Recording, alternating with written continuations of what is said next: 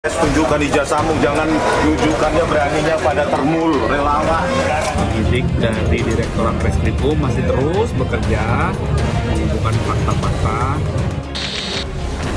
Sejak kasus dugaan pencemaran nama baik Joko Widodo dinaikkan ke tahap penyidikan oleh penyidik Polda Metro Jaya, hingga kini polisi mengaku masih mengumpulkan fakta-fakta. Sehingga belum ada satupun dari pihak terlapor, Roy Suryo CS, yang berubah status menjadi tersangka. Masih berlangsung ya, karena proses penyidikan itu mengumpulkan fakta-fakta.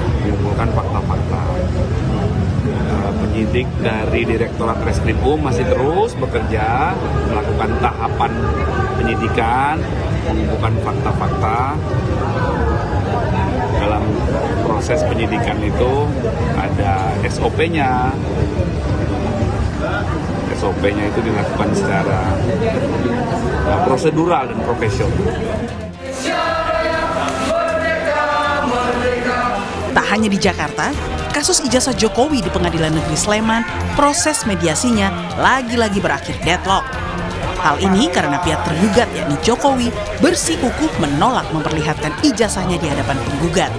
Sementara pihak penggugat menilai Jokowi tidak menghormati pengadilan karena lebih memilih memperlihatkan ijazahnya kepada para relawannya. Untuk tergugat satu dalam hal ini Pak Jokowi supaya memperlihatkan ya ijazah aslinya. Namun demikian kami tolak secara tegas dengan alasan bahwa penggugat tidak memiliki otoritas sebagai aparat penegak hukum sehingga tidak ada kewajiban bagi Pak Jokowi untuk memperlihatkan. Kemarin itu beliau bertemu dengan Budi Ari, Freddy Damanik dari Projo, itu kemudian ditunjukkan.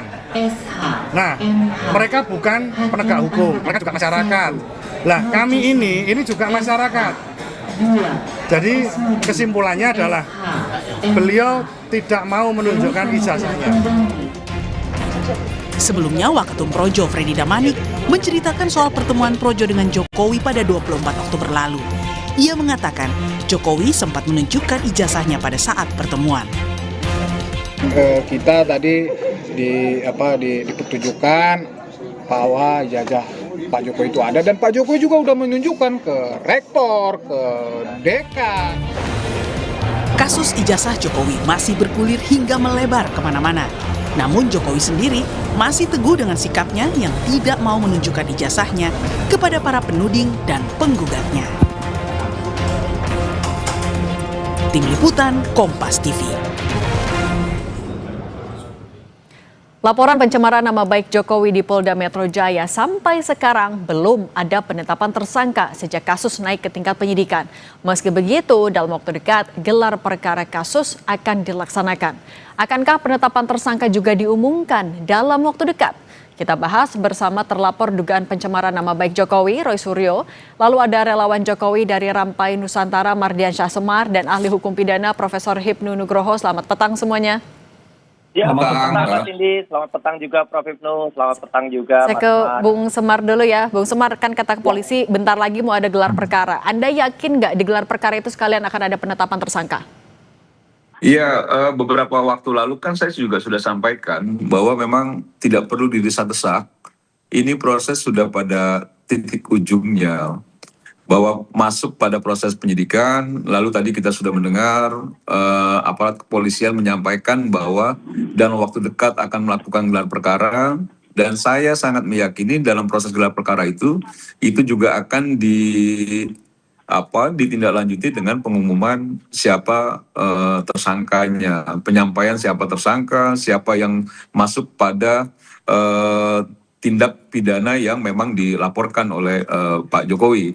Dan tentu jika pihak kepolisian sudah menetapkan tersangka, sudah barang tentu bukti-bukti, fakta-fakta itu sudah ada. Makanya saya sangat meyakini, jadi kalaupun dipaksa-paksa nggak perlu juga. Kalau misalnya teman-teman ada yang memaksa-maksa, karena memang ini sudah pada ujungnya. Makanya saya sempat sampaikan ke Roy Suryo, bersiap aja secara mental, bersiap aja secara batinnya, supaya misal menghadapi proses hukum itu juga nanti tidak juga akhirnya Iya memang harus kayak gitu. Jadi jangan juga nanti akhirnya pas sudah ditetapkan tersangka pakai kursi roda lagi sama penyangga leher, kan jadi pusing juga kita. Nah ini kita tanya ke Bung Roy langsung ya. Bung Roy, khawatir nggak kalau dari Rampai Nusantara yakin loh ada penetapan tersangka, nanti Anda khawatir nggak? Sama sekali tidak, ya. Justru mereka-mereka ini yang stres, ya. Karena apa? Sudah sejak 3 bulan yang lalu bikin janji-janji palsu, bikin hoax di berbagai podcast. Besok minggu depan, dalam waktu dekat. Kemudian mereka bikin podcast hoax semua itu podcastnya. Udah ditetapkan tersangka, udah stres gini. Tuh teman-teman yang mengaku ceboker Nusantara itu, teman-temannya Mas Semar ini, itu udah bikin hoax, tuh harusnya ditangkepin semua itu. Bikin hoax-in aja, terus dengan gambar-gambar saya, Bang Resmond, Dr. Tifa, udah dikasih orange, sudah dikasih jeruji besi. Bohong semua itu. Kalau memang mau tetapkan, dari dulu silakan tetapkan Polda. Ayo, gitu loh. Polda ini kan pasti ada sesuatu yang mereka sangat tidak yakin. Ya karena memang tidak yakin, ijazahnya nggak ada. Ijazahnya kan bohong saja itu. Berarti Bung Roy Suryo ngerasa sebenarnya penyidikannya ini berlangsungnya lama. Ya makanya lama itu kan pasti ada sesuatu. Polda atau polisi itu dia yakin ijazah itu pernah ada. Ya, karena begitu dilihat, diteliti betul palsu ijazahnya. Terus kemarin katanya ijazah Polda. Terus katanya juga ketika di Solo diperlihatkan kepada relawan yang tidak ada standingnya juga. Ini ijazah yang benar di mana? Disita atau di tangan Jokowi atau nggak pernah ada? Jadi ijazahnya nggak pernah ada. Kalau ijazahnya nggak pernah ada dan Jokowi terbukti bohong, ya sudah, Polda nggak mungkin berani maju. Nggak akan P21, pasti akan P19, bolak-balik. Kayak skripsinya Jokowi saja dengan Pak Kasmujo itu, bolak-balik. Itu pun penipu juga, karena Pak Kasmujo juga nggak ngakuin. Itu Mbak Cindy. Ini kita nanya Kan ke... aparat kepolisian kan udah dikasih tahu juga, sudah diserahkan sama Pak Jokowi. Terus hak Pak Jokowi juga kalau ingin memberitahu kepada siapa itu ijazahnya. Jadi nggak bisa juga Mana nggak ada semuanya, bohong gitu loh. semua tuh. Jokowi itu kan mulai tukang stres bohong kan. itu. Nggak ada itu menyerang. Ini kita tanya ke Prof. Hipnu dulu aja ya sebentar. Iya. Oke, Bung Roy, kita tanya dulu ke Prof. Hipnu. Prof. Hipnu, ini kan udah dari Juli, sudah ditemukan adanya dugaan tindak pidana, udah naik ke sidik, tapi ya terkesannya kok mandek nih jalan di tempat. Ini macetnya di mana kalau dari kacamata hukum? Ya, saya kira ini polisi hati-hati sekali. Saya melihatnya seperti itu, hati-hati karena ini menyangkut suatu perkara yang menyangkut publik nasional, yang menyangkut mantan pejabat negara. Nah itulah, kehati-hatinya di sini adalah melihat sejauh mana bukti-bukti yang disampaikan. Memang betul, jadi kalau toh disampaikan tersangka misalkan penyidikan itu kan tindakan serangkaian tindakan penyidik untuk menentukan tersangka dari bukti yang ada. Ini suatu yang cukup berat bagi polisi. Apakah bukti yang disampaikan itu cukup melakukan? Nah gitu. Tapi namanya hukum, Mbak. Hukum itu konsepnya ada lex dura setamen scripta. Hukum itu kejam. Nah, oleh karena itu dalam hal ini saya kira ketimbang umbang-ambing terus segera tadi Mas Roy segera naik. Karena dari naik ini nanti akan juga diperdebatkan tentang keaslian mau tidak mau. Tentang dugaan fitnah tapi juga keaslian suatu ijazah. Ini tidak bisa dipisahkan atas dugaan dan ijazah. Nah, disinilah saya kira nanti penyidik itu akan memproyeksikan, memformulasikan apakah ini bisa terus sampai pada tingkat kejaksaan. Karena suatu bukti itu harus akurat sekali. Gitu Pak. Oleh karena itu dengan demikian, tadi Pak Sam betul, hati-hati ini, hati-hati. Karena menyangkut dan sampai detik ini bukti-bukti walaupun polisi punya domain untuk membuktikan secara tingkat penyidikan, bukti-bukti secara forensik di luar juga perlu diperhatikan. Karena namanya suatu pembuktian tidak hanya persidangan, di luar pun seandainya bukti-bukti itu mempunyai rasionalitas, mempunyai suatu nilai, itu bisa dipertimbangkan nanti di dalam suatu pembuktian, di dalam suatu persidangan. Nah, ini menjadi secara objektif begitu. Nah tapi kalau Bung Semar kan ini perlu ada kepastian hukum setelah kasus ini berlangsung cukup lama. Tidak hanya untuk pelapor tapi juga untuk terlapor. Desakan Anda untuk polisi apa? Tapi ditahan dulu, kita akan sambung lagi usai jeda, tetap bersama kami di Kompas Petang.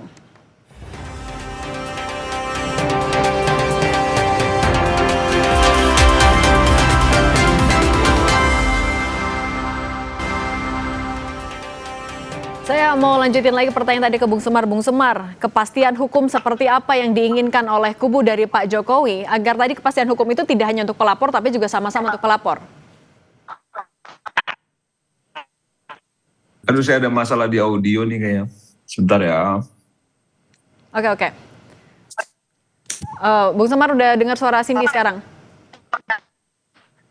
Oke, kalau gitu kita ke Bung Roy dulu deh. Bung Roy, kalau dari Anda kan ini kepastian hukum ini jadi sesuatu yang krusial. Anda merasa desakan Anda untuk polisi untuk segera dapat kepastian hukum juga gimana?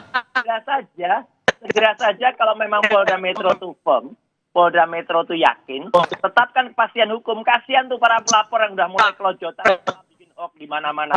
Sabar, Mas Roy, sabar, Mas. Terakhir itu bikin ini penetapan, bikin cerita-cerita halu. Dikit lagi, Mas. Ada saya udah pakai rompi oranye, ada saya udah digambarkan di dalam penjara, ada saya digambarkan pakai rompi merah lagi, salah lagi rompinya, ya. Dan kemudian tuh bikin aja daripada bikin dosa, tetapin aja. Kalau emang nggak yakin Polda, ya udah SP3 aja selesai, ya kan, daripada bikin sesuatu yang tidak pasti. Roy Suryo ngarep SP3, aduh kasihan. Palsu.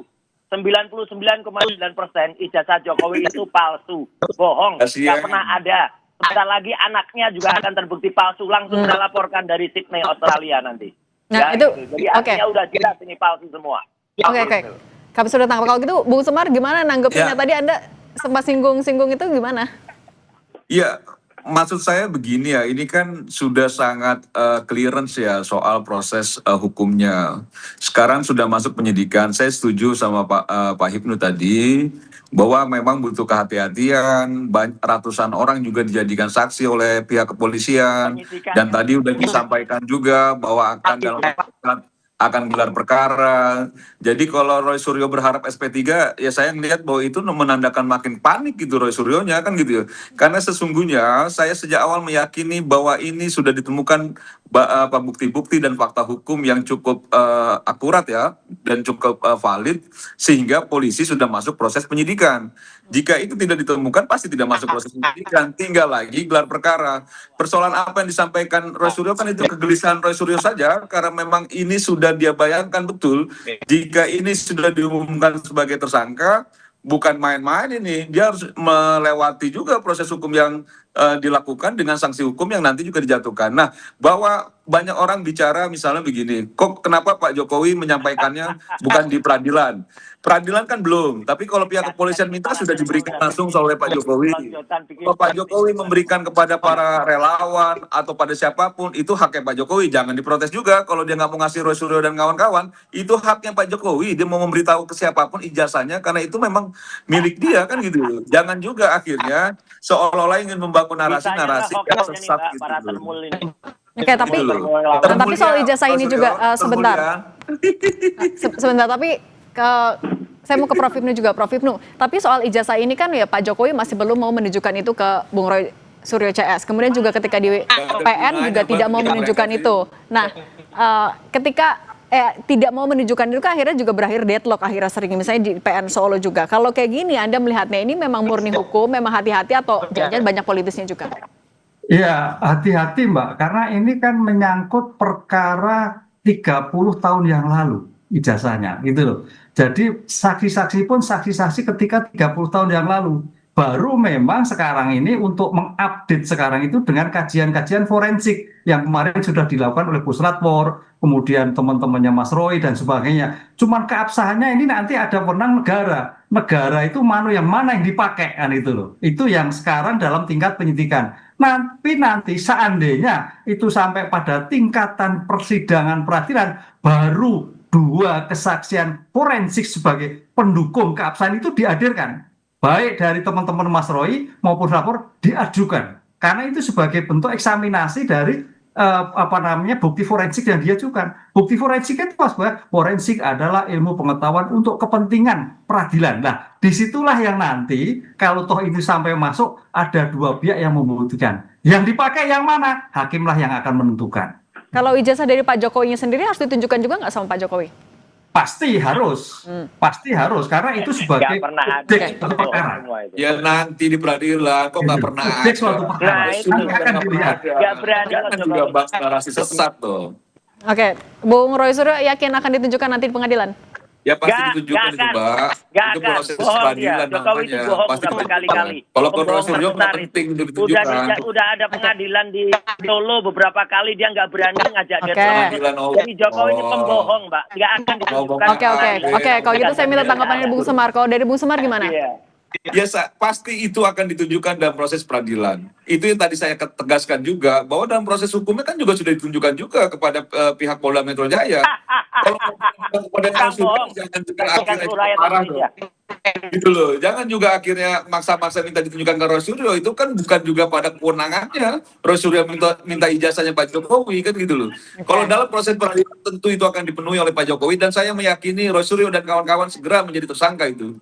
Oke, nanti kita lihat aja di gelar perkara akan seperti apa tindakan polisi. Ya. Bung Semar, Bung Roy Suryo, Prof. Ibnu, terima kasih siap, sudah berbagi siap. bersama kami di Kompas Petang. Jokowi tukang bohong atau tidak? Oke. Terima kasih semuanya, sehat selalu. Enak loh dibicarain. Terima kasih, Prof. Makasih.